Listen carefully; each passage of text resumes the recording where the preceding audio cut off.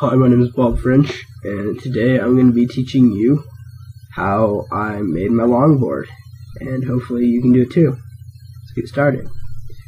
So, first off, you're going to need some tape, and the tape is used to tape together some paper, and you're going to want to draw your design on it with your pencil, and you're going to want to only draw half the design though, and then you're going to want to cut it out and save it for later.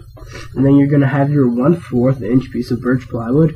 You're going to want to cut that into two similar sized pieces of rectangle wood, and then glue it together with your Elmer's wood glue in a press like this one. But you're going to want to, when you're gluing it, you're going to want to staple around the edges to keep it together.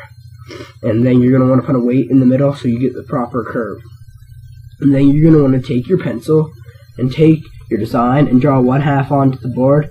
That you glue it and flip it over and draw the other half. And then you're going to want to take your wood that you have your design on, and then you're going to want to use your jigsaw to cut it out of your wood, and you're going to get something that looks similar to this. And then next you're going to want to start the fiberglassing process. And this isn't too hard. You're going to need your fiberglass cloth. You can get it at Home Depot, automotive stores, anything like that. You're going to need to get some gloves that are disposable, because you will ruin those. Then you're going to want to get about 6 brushes and a couple cups, and then you're going to want to get your all-purpose fiberglass resin. And the liquid hardener comes with the resin if you buy the kind that I got, but you want to make sure first. Anyway, so then you're going to want to mix the proper amounts of the resin and the hardener in a cup together, and then but you want to make sure you have the right amount and wear your gloves and everything. And then you're going to want to start the fiberglassing process. And this is me mixing it.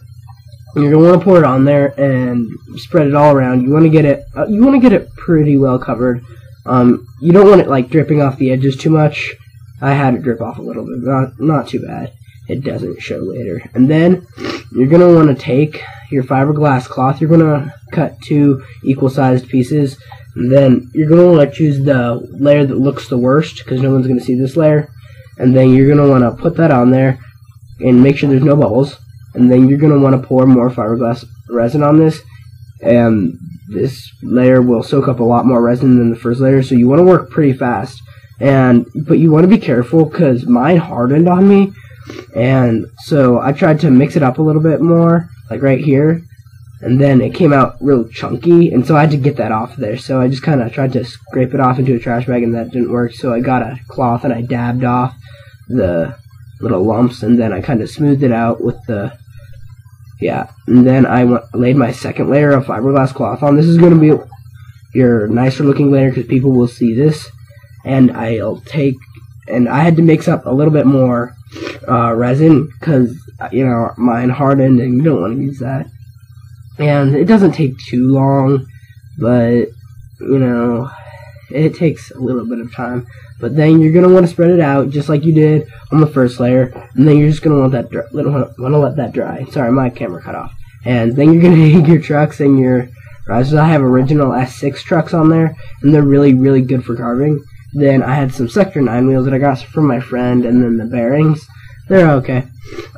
They're like mini logos, and they're pretty nice actually. And then you're gonna want to get some grip tape. I got mine from BC Surf and Sport, and it was like $5.